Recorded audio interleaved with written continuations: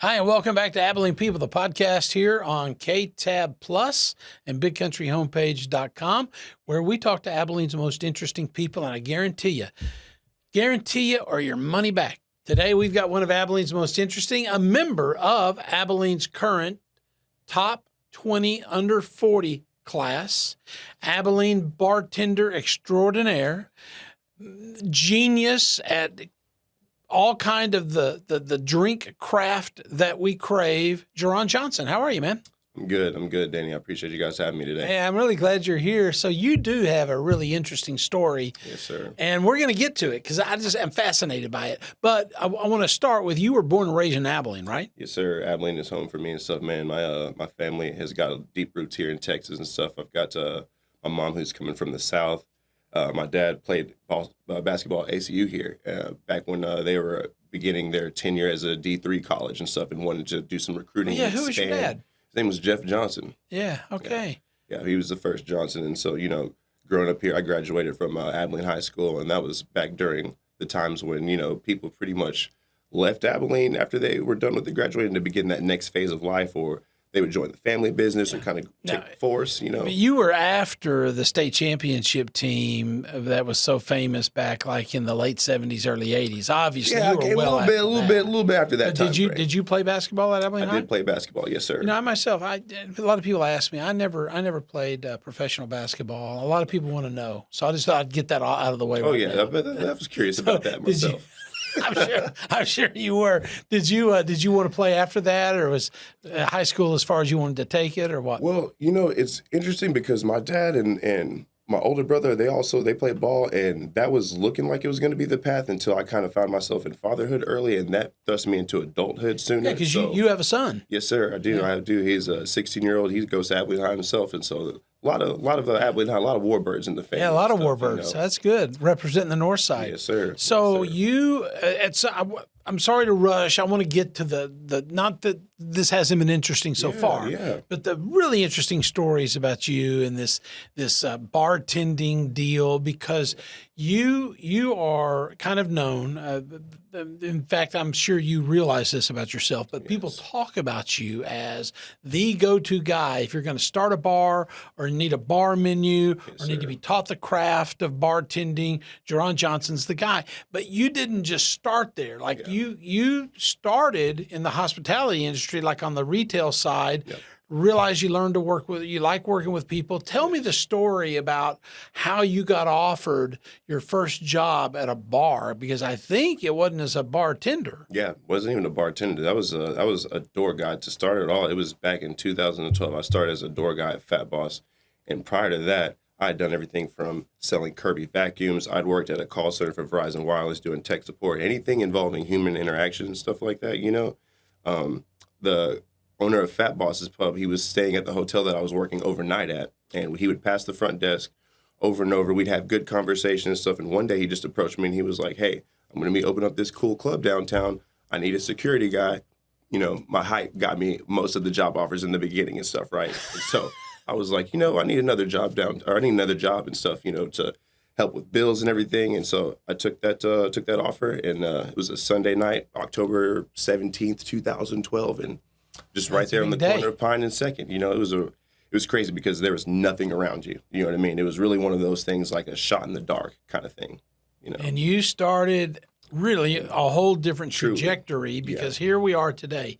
So between keeping the door at Fat Boss's and now teaching people, starting out bars, launching bars, creating bar menus. Yes. So give me the progress. How did you get to where you are today, Jerron? And so with the door era, that was about 2 to 3 years. And then from there, I went to bar backing, and then I learned how to bartend. And that was, just your standard, making your Crown and Cokes and Vegas bombs, all the fun shots and stuff.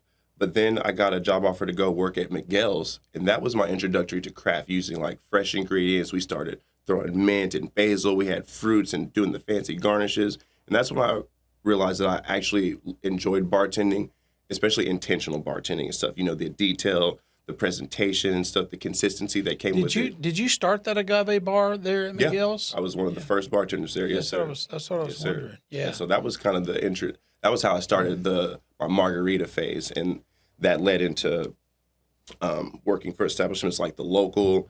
I'd gotten a contract job. Where you have won some awards. You've been vetted with big time awards. That we didn't win the award, but we definitely got nominated for hospitality via James Beard, and that is hey, you won my award. You know, those were heady days back then for the Local. Sir. Yeah, yes, you sir. guys were great. Yes. So and then from where? Because you're doing so many different things today. It's weird because I really have hopped around. I mean, the resume includes Ice House. I was at the Pour House, and if you know anything about Pour House, that is the great grandchild of Abbey House and Public House, which were the first craft cocktail bars downtown in Abilene. And so working with the guys like Tony Castillo, Shauna, Callie Smith, they're the ones who really pioneered the culture and the appreciation for craft on that elevated scene. And then, from there, the Local came. I worked at Potosi Live as an event bartender, and then we won 3 Cattle Baron Ball competitions with margaritas. And so that kind of pretty much told me that, the industry might provide an outlet for you in the long run. Yeah, because it really does take a creative eye and passion to do everything that you're talking about, right? Yeah. And you are a creative guy. I mean, that's what you enjoy. When did you know that? Like, did you know that back Abilene High days, or was that later on? I was when I was a kid, I used to draw. I would play with Legos and build cities and do a lot of just creative things. I lived in my own world and stuff, and so I knew that it wasn't going to be a traditional career path for me, because between working in the office, I worked in cubicles and stuff like that. I just felt like there was something more out there for me, and something that had a little bit more purpose than just your traditional 9 to 5 and stuff, and something that allowed me to be a little bit more myself and incorporate myself in the work, Yeah, and so I've had the privilege of seeing you work a couple of times, once before we met, once as we were meeting. And my observation is that not only are you great at the bartending, but you really do have an interest in people, and you're great with people. And that just has to be a natural deal, right? Yeah. I mean, who did you learn that by osmosis from your dad or somebody? It was definitely, I want to shout that out to my parents, because, growing up in my household as a kid, what you would see is you'd see the Bulls from the 90s and stuff playing basketball. You might catch a Cowboys game or something. There'd be a barbecue or a gathering and stuff. And so I grew up with multiple people around my life, different walks of life, and a lot of camaraderie and interaction and just the good times and stuff. And so, now that I'm older, looking back, it kind of makes sense that I was naturally gifted at bartending and doing the drink making and entertaining people and being a host. It truly does matter. Yeah, and I don't know if you've ever thought about this, but there was a day in downtown Abilene where there wasn't much of anything. And, I don't know that Fat Bosses was the first downtown bar that kind of made it, but it was one of the first. Yeah, definitely. And now there's several. And you're involved in a venture now that, or maybe more than one. And what all are you involved in? Now at this point, I found myself with multiple projects going, as I've come to call it. It's kind of like a reverse bar rescue. Instead of contacting me whenever the bar is a disaster, give me a heads up, tell me your vision, what you're wanting to accomplish and stuff, and I can kind of see if I can make that dream come true, because I've worked in just about every type of establishment, between call bar, private club, craft cocktail bar. And so that's led me into today's projects. I currently see the day-to-day operations at a private club located downtown. It's kind of got speakeasy vibes and stuff like that. We have a membership system that corresponds with that. I'm also getting ready to help develop a bar and grill on the south side of town near the new developments over by Denali. It's called Our Lux Charcuterie Lounge. It'll be nice. I've seen that. I've seen that as I've been driving by. That looks pretty high end. Yes, that's going to be very high end. It's going to be something. One of the many things that I feel Abilene has needed for a while and everything, just to kind of elevate that bar and get us on the map as a destination place. And so do you? Good pun. I elevate the bar. I got it. Yeah. That's nice. I get the bartending humor. So do you, like when you open one of those? I don't mean to be too personal. I'm just interested how the business works. Do you get a piece of that business for a period of time, or are they just paying you like contract, or how does that work? Well, it's weird because I found myself almost creating a job out of nothing. And so I've worked with businesses in terms of royalty. I have salary jobs and stuff. If I'm like there on premise seeing a lot of the operations and stuff, there's a salary pay. I've pretty much even got myself to the point to where I can even sell syrups and cocktail mixes and stuff like that. Well, to and bars. that's kind of something you want to do in the future. And right? that's definitely attached to like the long term goal, because as I've gotten older, and I say that loosely because some people will look at me crazy. I'm only 34 and stuff. Yeah, I was but, about to say, bro, come know. on now. You know, a man your age does not talk to a man my age about being old. It's like bar age and stuff. And that wear and tear and the back and forth. I realized that there's more value for me now being able to coach and contribute to the development of future bars and stuff rather than just tending bar, because for a while there, I can tell you a lot of people will say, where don't you work? You know, I see you here, I see you at the concerts, I see you at the convention center, I see you doing pop-ups and stuff. And I've done, with my own brand, we've done pop-ups at Botox shops, we've done pop-ups at Pilates studios and everything. Like wherever you can get people together to enjoy some cocktails and good conversation, I've pretty much been involved with it. I've even been on diets to do a paint and sit with some like veterans and stuff. And so the destination is not limited in terms of where I can bring the bar, if you will. Yeah. Yeah, I saw a YouTube a couple of weeks ago, really interesting. In New Jersey, this is a deal where people are making bars in their garages, and apparently the local ordinances allow that. They don't have to have a bar license or anything. They can start a bar in their garage. Yeah. So you're familiar with that. Yeah, it's been tricky kind of navigating that, because like during COVID, I found myself without a job because at the time the restrictions limited bar operations and stuff. Gosh, you know, and shut you down. We shut it down. No one was coming to the bar. I didn't work at a restaurant, so we didn't have that half capacity option. And so I was online, like most of us were, just kind of seeing what the world was doing, and I was watching mobile bars pop up and people doing the garage bar thing and stuff. And I'm like, man, I want to do that too. But then Texas has its own different set of jurisdictions. Yeah, so I wonder if that would be legal here. Can't quite do the same. There's rules that you got to work around. But since COVID, a lot of the policies have changed. And like I've been to events where I've seen bars that have just pretty much been like lifted off of a trailer and sat down in the middle of the street. And so I'm now realizing that we have a little bit more options. And so it's in Fort Worth, they have a bar downtown that is people rent, maybe in a group, maybe, I don't know, a bachelorette party or a bachelor party, and you bicycle around on this bar, and you're the pedal power for the bar. Somebody's up there steering, and there's a bartender in there serving drinks. Yeah, see, and I want to see more stuff like that, because I know whenever I was growing up, especially when I say growing up in the bar scene, in the food and beverage scene, there was somewhat of a negative stigma with the bar, you know what I mean? Because you think of it from a traditional standpoint, oh, people are going to go out, they're going to get drunk and be rowdy and stuff, fight, cause a scene. But I don't believe that that's all the way true if you're controlling the environment, if you really establish an identity or a community around that, because you can make a bar around biking, you can do it around games, not drink culture, but games. Well, your whole trivia. vibe is social. Yes, just having fun. It's a party. Have fun. It's not a drunken party. It's a party. Yes, and if you have fun, sometimes getting drunk happens and stuff, but that's not the goal and everything with what I want to do with Abilene and what I want to see from Abilene in terms of like the bar scene. So over the years, you had to have seen some funny stories in bars. Oh, yeah. You know, some you probably can't tell, some maybe that you'd rather forget. Can you give us one or two interesting or funny stories? You don't have to say if it was at a particular location. You know, what is that? Vegas. What happens in Vegas stays in Vegas. What happens at Jerron's bar stays at Jerron's bars.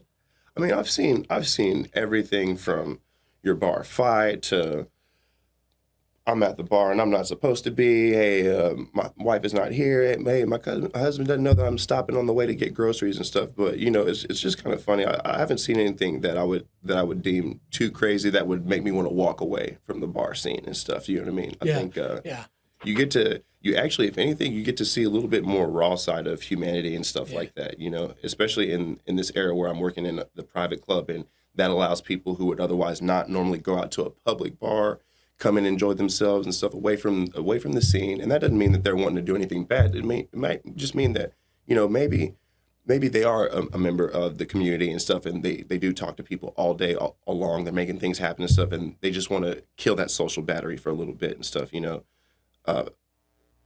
basically, yeah, kind of understand the importance of that. But yeah, as far as like the bar stories and stuff go, there's plenty. I mean, I've had my story. I've been a part of the story at the bar. Okay, and stuff, that's you know what I was wanting to know. I was wanting to know. Yeah. There's been some times you may have woken up with like the old Whataburger sign or something like that. Maybe a high chair or two, and you're like, "What happened?" You know, and trying to piece last night's story, checking your text messages and running back. Okay, Where was I between that message and that message? Okay, so I want to get back to something you alluded to, which is your dream for a future Abilene, the stuff you'd like to see in Abilene. I want to kind of end there in a minute, but between now and then, I want to ask you about your passions for creativity. You know, developing syrups and cocktail recipes, because I think you have a passion and a vision for doing that at a retail level and maybe making that available for purchase. Yeah.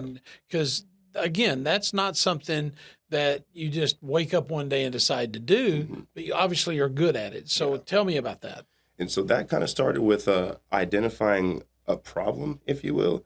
So I watch a lot of Shark Tank, and I'm very much into entrepreneurial shows and things like that. And so I try to pay attention to what other people do in the industry. And it was really, like I said, identifying a problem. And that problem stemmed from COVID and the lockdown, because when we didn't have bars and stuff like that you couldn't enjoy a good cocktail, you know. And unless you were a bartender yourself or had a recipe book or were really into that kind of stuff, you weren't going to be able to get that same experience. And so I was like, okay, what if I was able to simply do like a DIY kit and stuff? And it's like, you know, if you're not able to break down or master the old-fashioned recipe, as simple as it is, really is a technique kind of based drink. If I can eliminate some of those steps and stuff like that and get it to where you can just like pour over ice and pour a little whiskey on top of that, and that gets you as close to getting a cocktail from me personally, I think there's room for that, because DIY and home bartending kind of grew, and as times change and going out can kind of be risky and stuff, I've found that people are into doing a little bit more home bartending and hosting parties and stuff. And so I figured maybe I can find room in that avenue and stuff, because even I'm getting older, and I'll say that again, no disrespect to anyone that's actually up there. But wait, now you didn't have to put it that way and look at me, okay? But we'll let it pass. I'm sorry about that, Danny. But yeah, I just figured that there's room for that now. Yeah, I agree. And it's still around getting people together. I would love to learn from you how to make. I don't need a huge library of drinks, just 3 or 4. You know, I can make a decent margarita. But I can't make a Jerron Johnson margarita, and I can't make an old fashioned.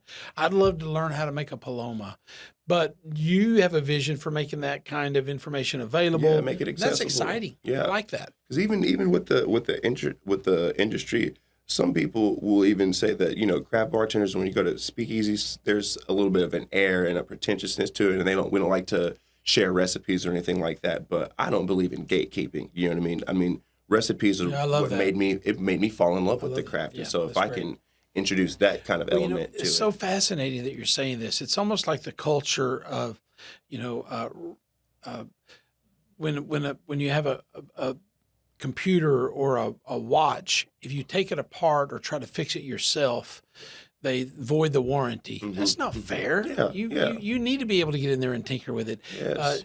Jay Stearns from Jay's Barbecue, he's so open about his processes. He came right here on the podcast and just shared, here's how you ought to cook. Yeah. I love that. Yeah. And it's not going to, sharing that's not going to hurt your business. It's going to help your business. Not at all. Because if you're really good at what you do, then sharing the recipes and things like that won't hurt you and stuff. You know, what's the point? You know what I mean? And you're not going to have it forever.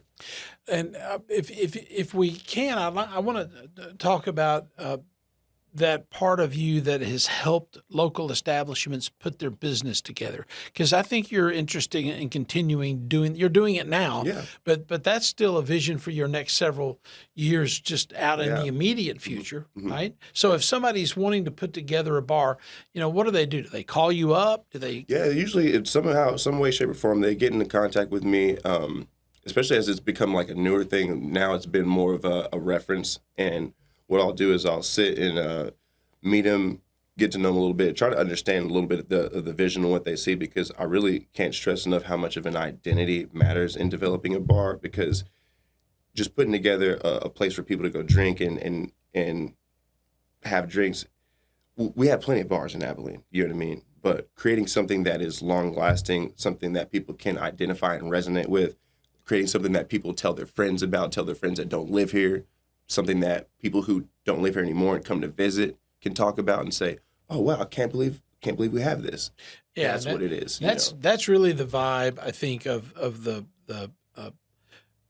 project you're involved with downtown at the private club, because it's a really unique thing. Yes. Do you see that having staying power? Oh yeah, yeah. That is something, because I think exclusivity is very key. It has its own value and stuff, especially with the business crowd. I think there's, especially if you compare that to cities like Dallas and Austin, they have places like this. Abilene, in its current trajectory, is starting to get to see a little bit more of that bigger city kind of vibe and stuff. And the people who are coming here by way of ACU, Dyes, Hendrick, and now the data center, they're wanting to see more of establishments like the Owners Club, and that's the name of the place that I oversee currently. Yeah, and when we talk about the future of Abilene, which is where I'd really like to head, what do you see? And do you see more and more availability of, well, that's probably not the right word. Do you see more opportunities for people who have a high interest in really nice environments where there's a bar, not necessarily we're not talking Billy Bob's. Mm-hmm. We're talking the more niche bar. Yeah. And you see more of that. Is that a part of our future? Yeah, I definitely see that. I want to see more of those modern amenities in Abilene. Like, I really do, and it's not a diss or anything bad towards like our Western heritage and stuff, but we have so much of that here. You know what I mean? Sure. Like, there's definitely more that we can explore. There's definitely more avenues that we could bring to the table. Like, I want to see more jazz. I want to see jazz bars, piano bars. Yeah, so I was going to ask you about a piano bar. What do you think? Well, we apparently were going to have one pre-COVID and stuff, and that was going to be in our Soda District area, but with many things during that time period and stuff, it didn't see through. And so I'm hoping that people with the chamber and our development committee and stuff will see more projects like that. A bowling alley would be cool. Just any type of minute. It doesn't even have to be a bar, because I know in the long term I want to open up Abilene's first non-alcoholic bar, to where there is no spirits there, because the world of mocktails are going strong as we enter health and wellness. And I saw an article that talks about how young people are drinking less. This current generation that are coming up, they don't want anything to do with alcohol, and I'm okay with that. I don't think that fun and entertainment has to necessarily revolve around it, and I don't think that people should miss out on the experiences and the conversations and the atmosphere that bars can give if they're not interested in the drinking element. Yeah, and I just want to say, if you're in an environment like that, and a bunch of these young people that aren't interested in the alcohol push all their tequila to one end of the table, just save that for me, would you? Just get all that. Say, hey, this is Danny's. Hey, I got you. I'm going to be saying we'll take that. We know what to do. I don't know why it is. Well, I guess I do know why. A good friend of mine got me into the reposados and añejo tequilas. And do you say it like that? Do you say reposado? Reposado, do you say añejo? Reposado, añejo. Yes, sir. And maybe you'll pronounce añejo. Mm-hmm. Of course, the whiskeys and the bourbons, the high-end stuff that's out there. Yeah, there's a whole category. It's so much. So much. Yeah. I mean, before you know it, you're in the deep end. It's endless, and that's the beauty behind the industry. If you look at it from a perspective of it just being bottles of alcohol, well, that's a story, because someone had to distill that. Some of those families that are behind that have been doing that for traditions. And when you get into the world of craft, you start looking into vermouths and amaros and other types of fancy spirits. And those are like tradition. Those are spirits that have been crafted and practiced for like hundreds of years and stuff. And to understand that, it's more than just a alcoholic beverages. It's culture. It's family history and stuff. There's a lore behind everything. It really gets deep. And I think that gets right back to the meaning of anything, really. Good food at a restaurant where the ambiance allows you to really talk and connect and sit face to face. Boy, we need more of that in our culture and our communities today. Yeah. Oh, yeah. And that's what I love about what you're doing. You're making available spaces for people to sit and talk and enjoy. Yeah, sure. You can be with anything. It's like anything, you know. You need moderation. You can for sure.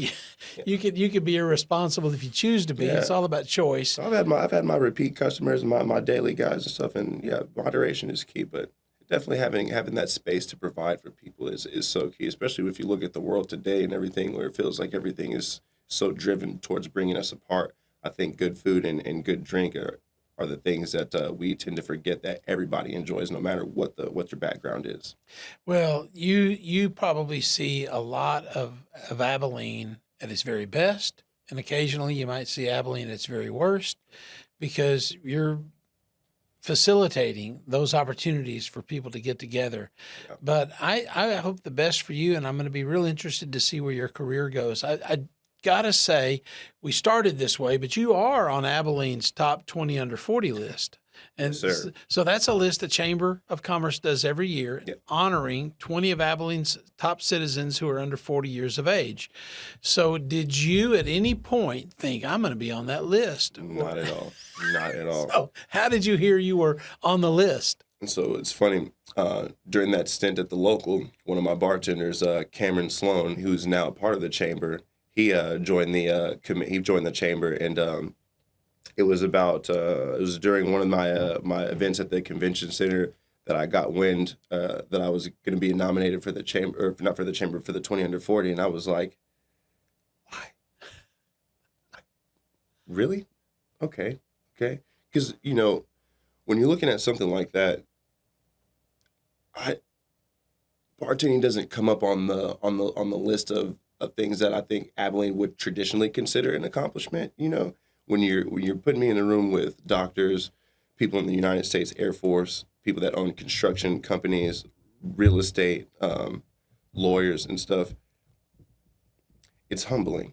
It's humbling because I found myself being questioned a lot during several phases of the career about the legitimacy and longevity of bartending. Like, when you're going to get a real job, or you don't want to do this forever, do you, and stuff. And bartending, for me, was just a way to get paid to be myself. You know what I mean? I wanted to pay bills and everything, but people don't go to doctors and ask, are you tired of saving lives? Or they don't ask the concrete guy, are you tired of playing around in dirt all day in construction and stuff, right?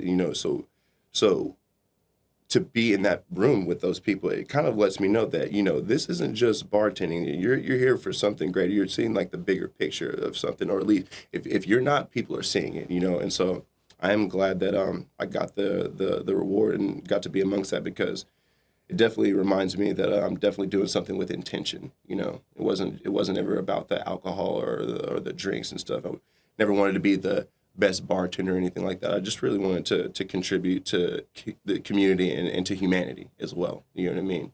As silly as that sounds, you wouldn't expect that to come from someone in my field, but it's definitely bigger. It's definitely bigger than what it seems like, Jerron Johnson, thanks for coming on the podcast. Absolutely, Danny. You are definitely one of Abilene's top 20 under 40, one of Abilene's most interesting people, one of Abilene's best bartenders and most interesting bartenders.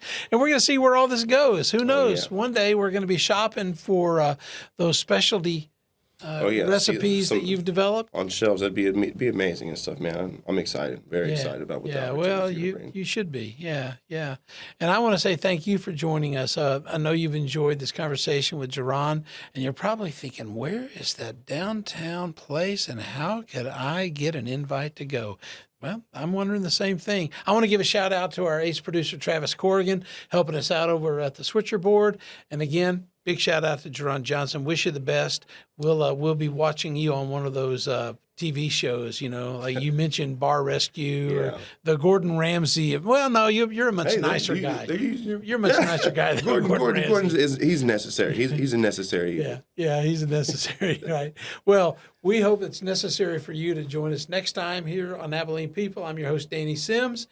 Thanks for joining us this time, and we will see you next time here on BigCountryHomepage.com and the KTEL Plus app on your streaming TV. Thanks.